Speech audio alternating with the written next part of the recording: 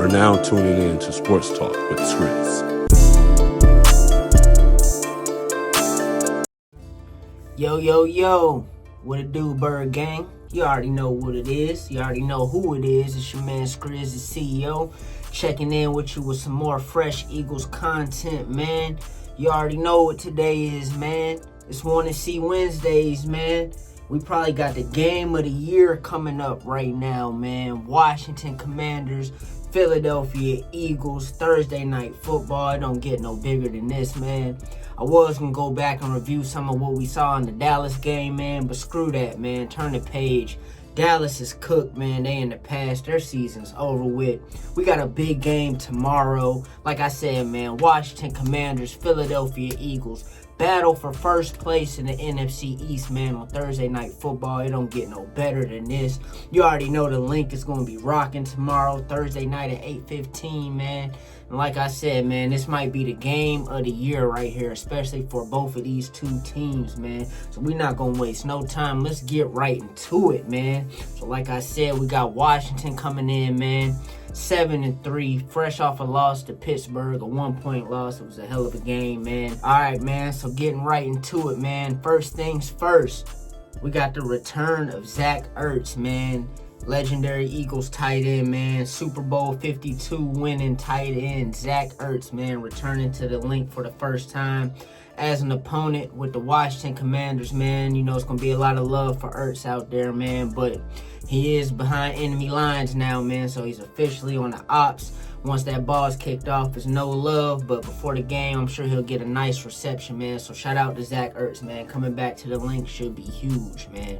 So looking at a little bit of things going into the game, Washington, man, they got a defense, starting with their defense, giving up 21.7 points per game. That's ranked 12th in the top half of the league, man. So definitely they got at least a formidable defense, a solid defense, man, giving up only 21 points per game, man. Third down defense is where they struggle, ranked 23rd right now in the league. So the Eagles, man, they should be striving to go out there and create some drives, man, and keep some drives going with this third down defense struggling right now for Washington.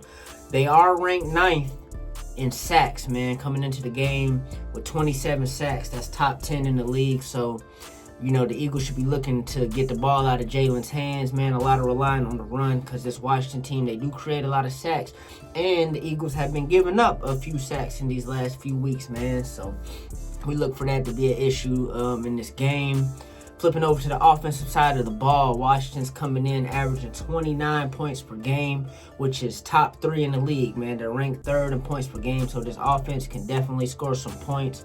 Jaden Daniel, he's been electric this year. Obviously, being a rookie, he's exceeded expectations, man. They're 5th on third down and on offense, so they're able to sustain drives, and they had a successful year so far because of it, man. Yeah, like I said, looking at Daniels, over 2,100 passing yards, 9 touchdowns to just 2 interceptions, and over 460 plus rushing yards this year with 4 touchdowns, man. So it should be a very challenging matchup for this Eagles defense, man, but I think they're definitely up to the task.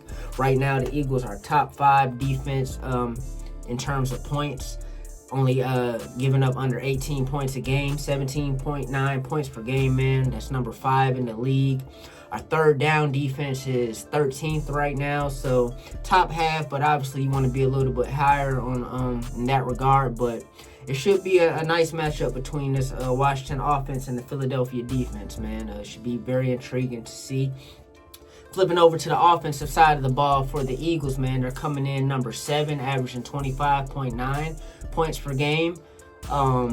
They've looked good offensively over these last 4 to 5 weeks. With Saquon, he's coming in averaging over 4.7 yards per game in 4 straight games, so he's definitely getting going.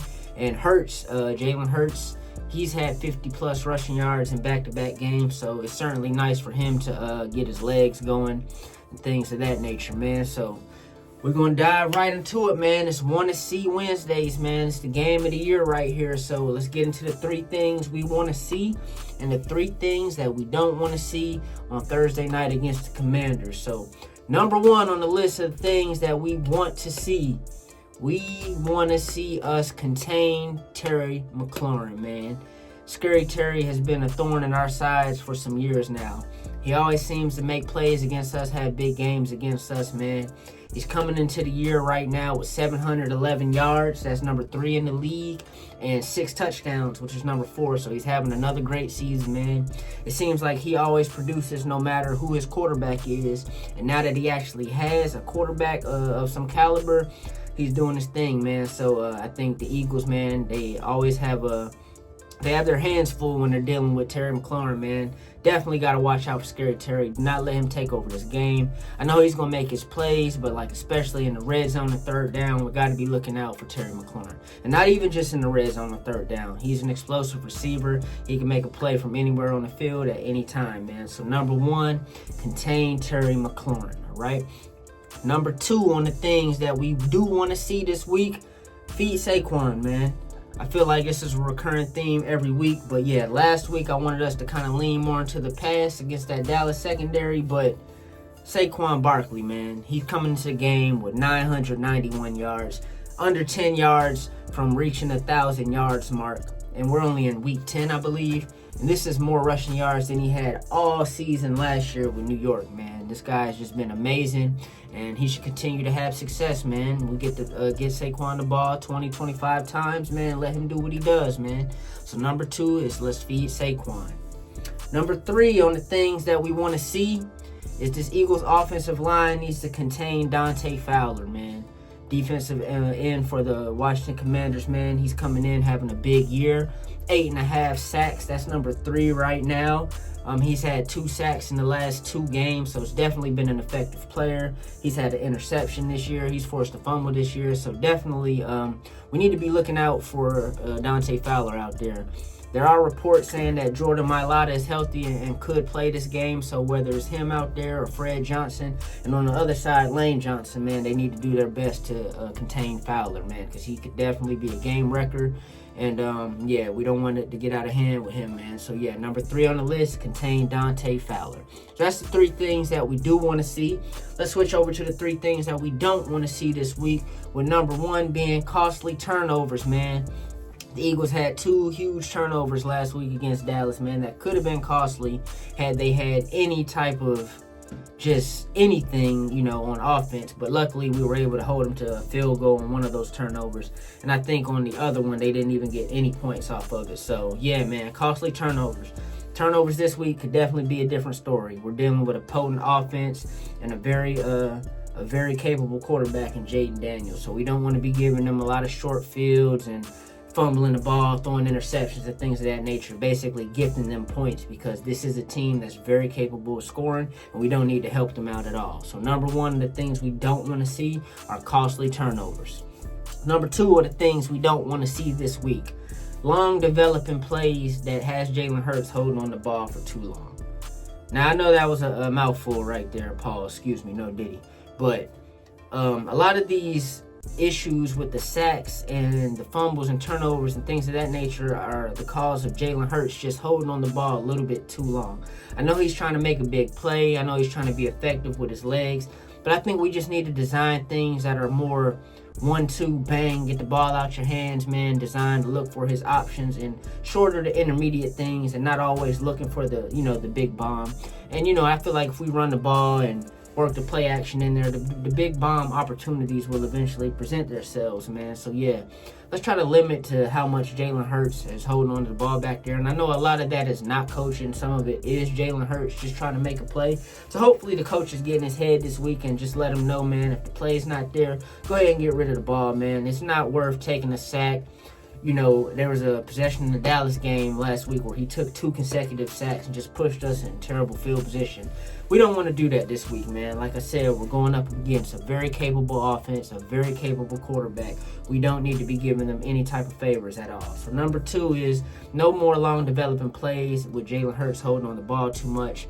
So a lot of this is, specifically on Jalen himself, man. He just got to have that internal clock to know that these guys are coming. Guys like Dante Fowler and things of that nature will be looking to create those turnovers, man. So Jalen needs to stop holding on to the ball so long. That's number 2.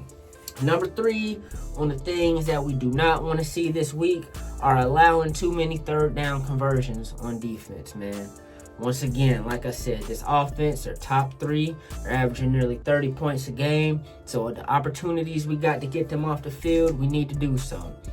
Hopefully, first and second down, we're, staying ahead of the chains and, pushing those guys back and make them earn it so they're not in too many third down short yard situations, which will help our defense essentially get off the field and things of that nature.